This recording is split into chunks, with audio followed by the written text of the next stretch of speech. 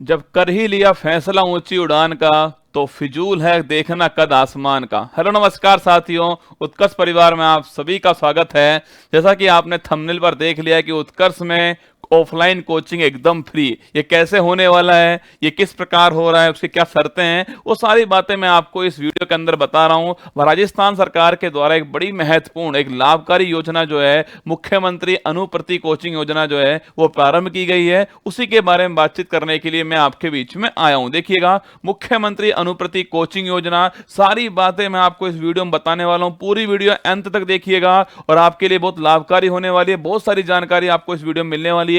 कौन योग्य होंगे, किस प्रकार आप आवेदन कर सकते हो और क्या क्या शर्तें हैं, वो सारी बातें इसमें, कौन से एग्जाम्स के लिए आप आवेदन कर सकते हो। तो देखिएगा, प्रारंभ वित्तीय वर्ष 2023-24 के लिए मुख्यमंत्री अनुप्रति कोचिंग योजना, आवेदन की जो तिथि है वो 6 अप्रैल से 20 अप्रैल तक रहने वाली है। अब पैसे के अभाव में प्रतिभाएं नहीं होंगी कोचिंग से वंचित, ये इसकी टैगलाइन है। अगर उसको बात करूं योजना का मुख्य उद्देश्य क्या है, तो निम्नलिखित परीक्षाओं की तैयारी हेतु संबल प्रदान करना और कोचिंग का समान अवसर प्रदान करने के लिए यह योजना लागू की गई है। इसमें प्रोफेशनल कोर्स की बात करूं तो नीट है, जेई है, क्लैट है। इसके अलावा जो कंपटीशन एग्जाम है वो आईएएस है, आरएस है, एसआई, रीट, पटवारी, एलडीसी, कांस्टेबल, पे मैट्रिक्स लेवल 5 से ऊपर के जो सभी एग्जाम्स हैं वो इसके अंदर शामिल किए गए हैं। चयन प्रक्रिया क्या रहने वाली है, किस प्रकार मेरिट का निर्धारण होने वाला है, 10वीं और 12वीं जो कक्षा में जो प्राप्त अंक है उनके आधार पर चयन प्रक्रिया रहेगी। लेकिन एक इसमें बात ध्यान रखिएगा, जो सीबीएसई बोर्ड है,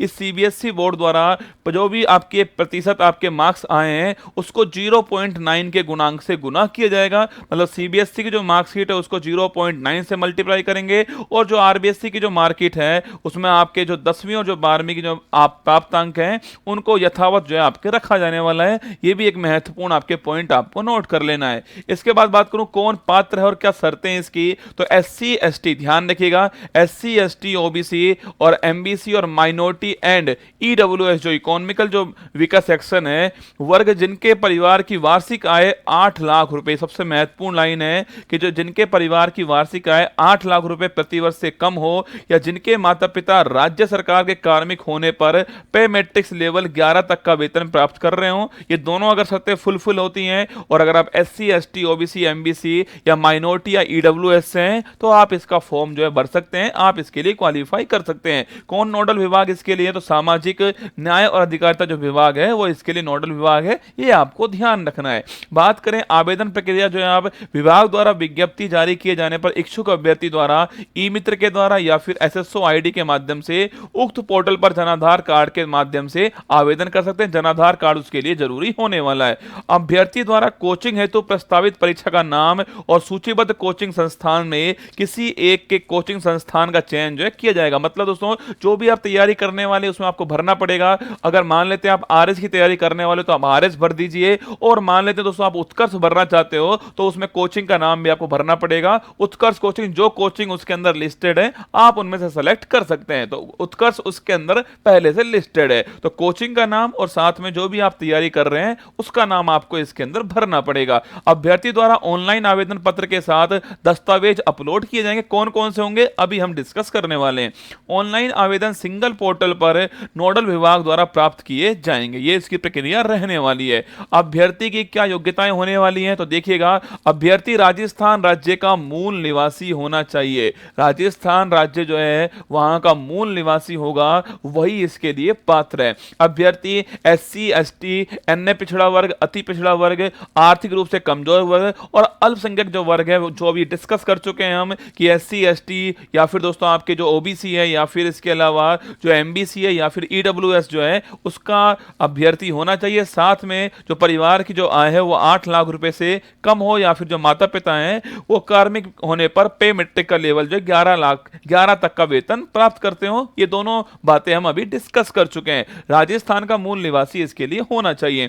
अभ्यर्थी के माता पिता, अभिभावक राजकीय बोर्ड, निगम, निजी सेवा में सेवारत कार्यरत वेतन भोगी हैं तो विभाग के अध्यक्ष के द्वारा, कार्यालय अध्यक्ष के द्वारा या नियोक्ता द्वारा जारी किया गया आय प्रमाण पत्र जो है, क्योंकि 8 लाख रुपए आय का होना, इससे कम आय होना जरूरी है, तो आय प्रमाण पत्र जो इनकम सर्टिफिकेट है वो भी आपके लगने वाला है। अभ्यर्थी द्वारा पूर्व में संचालित अनुप्रति योजना का लाभ जो है नहीं लिया होगा। अगर आपने पहले लाभ ले लिया है तो आप इसके लिए अभ्यर्थी योग्य नहीं होंगे। इस बात को भी आपको एक अभ्यर्थी एक बार इसका फायदा ले सकता है। योजना अंतर्गत शैक्षणिक योग्यताएं परीक्षाकार वित्त विभाग राजस्थान सरकार द्वारा जारी परिपत्र दिनांक 5/6/2021 के अनुसार जो है होने वाली है। अभ्यर्थी के द्वारा अपलोड के दस्तावेज की अगर बात करें, कौन कौन से डॉक्यूमेंट जो हैं वो आपको अपलोड, इस वीडियो को बनाने का उद्देश्य ये है कि जब आप ई मित्र पर भरने जाओ तो अपने पास सारी चीजें लेकर जाइएगा। जो भी अगर फॉर्म भरो तो आपके पास ये चीजें आपके पास में होनी चाहिए। सक्षम अधिकारी द्वारा जारी मूल निवास प्रमाण पत्र जो है, क्योंकि दोस्तों राजस्थान का मूल निवासी होगा, इसके लिए ये आपको लगाना पड़ेगा। सक्षम अधिकारी द्वारा जाति प्रमाण पत्र, क्योंकि लिखा हुआ है एससी से है, एसटी से है, ईडब्ल्यूएस है, एमबीसी है, या दोस्तों आपके जो भी लिखा हुआ है वहां पर, इसके लिए जाति प्रमाण पत्र भी आपको लगाना पड़ेगा। स्व घोषित आय घोषणा पत्र, आपकी इनकम कितनी है वो भी आपको यहां बतानी पड़ेगी। अभ्यर्थी का जनाधार कार्ड होगा और आधार कार्ड होगा। ये चारों चीजें आपको अनिवार्य रूप से चाहिए, कंपलसरी है, इसलिए इन चारों को अपने पास में रखिएगा। अभ्यर्थी को अपने स्वयं के बैंक का नाम, बैंक का जो भी नाम है, खाता जो भी नंबर है, उस बैंक का जो आईएफएससी कोड जो है, ब्रांच का नाम क्या है, ऑनलाइन आवेदन पत्र में भरना होगा। ये बातें भी आपको ध्यान रखनी है। कक्षा 10 और 12वीं की जो अंक तालिका है, जो मार्कशीट है आपके, उनके साथ में योजनागत शैक्षणिक योग्यता संबंधी दस्तावेज, ये साथ में लिखा हुआ है कि परिपत्र 5/6/2021 के अनुसार आपको अपलोड किए जाने हैं। ठीक है, इसके बाद अभ्यर्थी के आवेदन के निस्तारण की क्या प्रक्रिया होने वाली है ये भी देख लीजिए। अभ्यर्थी द्वारा एसएसओ आईडी से ऑनलाइन किए गए आवेदन उसकी श्रेणी के आधार पर संबंधित विभागीय जिलाधिकारी जो है वहां तक भेजे जाएंगे। उसके बाद में जो जिलाधिकारी है उसके द्वारा ऑनलाइन प्राप्त आवेदन की जांच कर 15 दिवस में अनुमोदित या फिर निरस्त, या तो वो अप्रूव करेगा उनको या फिर उनको रिजेक्ट कर देगा। 15 दिन के अंदर ये कार्य जो है वो होने वाला है। इसके बाद में अगर उन्होंने अप्रूव किया है तो अनुमोदित आवेदन पत्रों की निर्धारित तिथि को संबंधित निदेशालय द्वारा ऑनलाइन व्यवस्था से जिलेवार, वर्गवार, परीक्षावार और निर्धारित लक्ष्य अनुसार मेरिट जारी कर सूची संबंधित कोचिंग संस्थान को स्वैच्छित जो है वो हो जाएंगी। तो अगर वो ऑनलाइन आपका जो अप्रूवल हो चुका है तो उसके बाद में जिले के अनुसार, वर्ग के अनुसार, परीक्षा के अनुसार, जो अभी आगे बताने वाला हूं आपके कितनी सीट निर्धारित की गई हैं, वो सारी करने के बाद में संबंधित जो कोचिंग है, जो आपने कोचिंग भरी है, उसको स्वतः प्रसिद्ध जो है की जाएंगी। चयनित अभ्यर्थी द्वारा आवंटित कोचिंग संस्थान में निर्धारित अवधि में उपस्थिति दी जाएगी, जिसकी ऑनलाइन उपस्थिति रिपोर्ट कोचिंग संस्थान द्वारा संबंधित निदेशालय को प्रेषित की जाएगी। आपने जिम्मेदारी दोस्तों बनती है कि जब सरकार आपके लिए पढ़ने का जो खर्चा है उसका वहन कर रही है तो उसकी सारी जानकारी भी सरकार आपसे लेने वाली है, उस कोचिंग संस्थान से लेने वाली है। अभ्यर्थी द्वारा उक्त योजना में एक बार चयनित होने पर पुनः आवेदन नहीं करने दिया जाएगा। एक बार अगर आपने फायदा उठा लिया है तो आप वापस इसका फायदा नहीं उठा पाएंगे। अगर आपका नंबर नहीं आया है तो आप इसका फायदा उठा सकते हैं। कोचिंग हेतु चयनित अभ्यर्थी द्वारा कोचिंग नहीं किए जाने की स्थिति में उचित कारणों के आधार पर आयुक्त या निदेशक द्वारा पुनः अनुमत किया जा सकेगा। यह भी यहां पर लिखा हुआ है।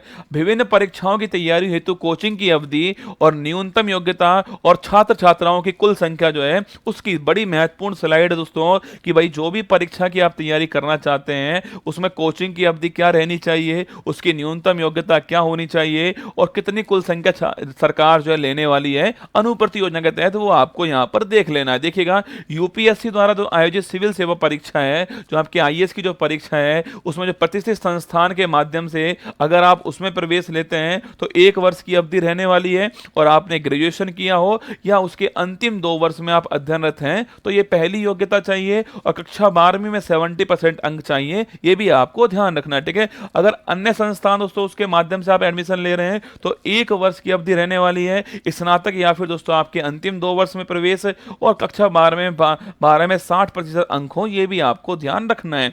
छात्र छात्राओं की जो कुल संख्या है वो 600 होने वाली है, ये नोट कीजिएगा। तो सिविल सेवा परीक्षा में पूरे राजस्थान से 600 स्टूडेंट जो है, छात्र और छात्राएं इसमें सेलेक्ट होंगी, ये आपको यहां पर देख लेना है। अगर पूछूं आरएएस या फिर अधीनस्थ सेवा संयुक्त परीक्षा की जो परीक्षा है, आरएएस की जो परीक्षा है, उसके अंदर कुल जो स्टूडेंट है वो 1500 होने वाले हैं। 1500 एक बड़ा दोस्तों नंबर है, 1500 स्टूडेंट इसके अंदर शामिल होने वाले हैं। और दोनों आपकी जो बातें हैं कि प्रतिष्ठित संस्थान के बात करूंगा मैं तो 1 वर्ष है और कक्षा 12 के अंदर 65% अंक है। अन्य संस्थान की बात करूं तो 1 वर्ष है, कक्षा 12 में 55% जो है वो अंक चाहिए, ये भी आपको ध्यान रखना है। आरपीएससी द्वारा आयोजित एसआई या पूर्व में 3600 ग्रेड पे तथा वर्तमान में पे मैट्रिक्स में पे लेवल 10 वे ऊपर की अन्य जो परीक्षाएं जो आपको इस समय दिखाई दे रही है, मैं निवेदन करूंगा टीम से कि वो मेरा फोटो यहां से हटा दे। जो भी आपको ये एग्जाम्स दिखाई दे रहे हैं इनके अंदर भी अनुप्रति योजना जो है वो लागू हो रही है। सीनियर कंप्यूटर इंस्ट्रक्टर है, 3rd ग्रेड टीचर है, 2nd ग्रेड टीचर है,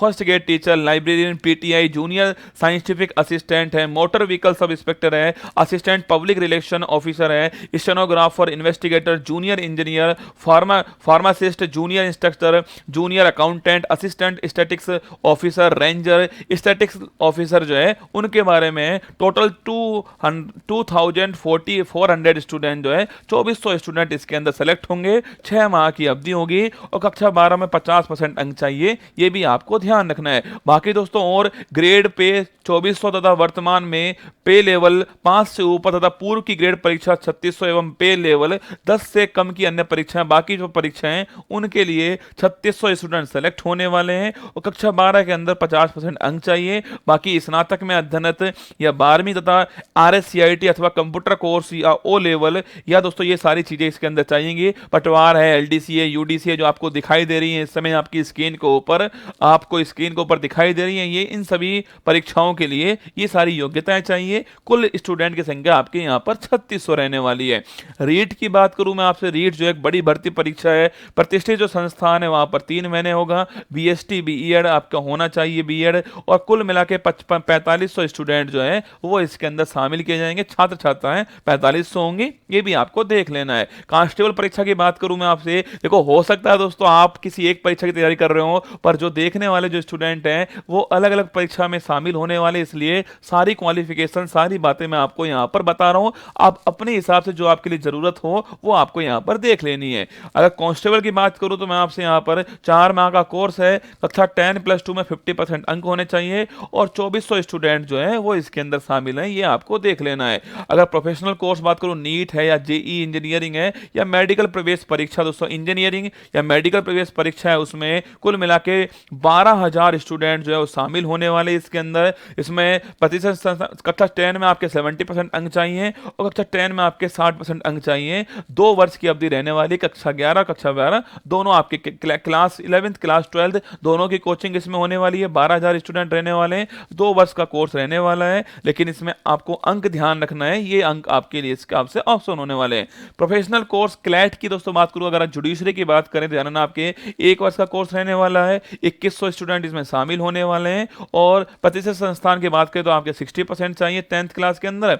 अन्य संस्थान के लिए आपके 50% अंक जो है आपको चाहिए। इसके बाद बात करूं उत्कर्ष कौन कौन से कोर्स आपको उपलब्ध कराएगा, ये सारी जानकारी मैंने आपको प्रोवाइड कराई। अब मैं आपको बता रहा हूं कि उत्कर्ष के कौन कौन से ऑफलाइन कोर्स हैं और क्यों उत्कर्ष आपके लिए अलग से वीडियो बना रहा है मुख्यमंत्री अनुप्रति योजना की, वो भी आपको इस वीडियो के अंत में आपको पता लगेगा। देखिए जोधपुर सेंटर की बात करूं तो आरएस और अधीनस्थ सेवा संयुक्त पदों की परीक्षा जो है उसकी तैयारी उत्कर्ष करा रहा है धूमधाम से। आरएस का कोर्स हमारे यहां पर है, एसआई और पूर्व में 3600 ग्रेड पे और वर्तमान पे मैट्रिक्स पे लेवल 10 और ऊपर की परीक्षा की तैयारी भी उत्कर्ष करा रहा है। रीट परीक्षा है, इसके अलावा पटवार, कनिष्ठ सहायक, इसके अलावा दोस्तों वर्तमान पे लेवल 5 से ऊपर और पूर्व की ग्रेड पे 3600 एवं पे लेवल 10 से कम की परीक्षा उनकी तैयारी कर रहा है। कांस्टेबल परीक्षा है, इंजीनियरिंग मेडिकल प्रवेश परीक्षा है, क्लेट परीक्षा, मतलब जो अनुप्रति योजना के अंदर है उन सबकी लगभग तैयारी जो है वो उत्कर्ष अपने यहां पर करवा रहा है। ये जोधपुर सेंटर था। जयपुर सेंटर देख लीजिएगा, यूपीएससी द्वारा आयोजित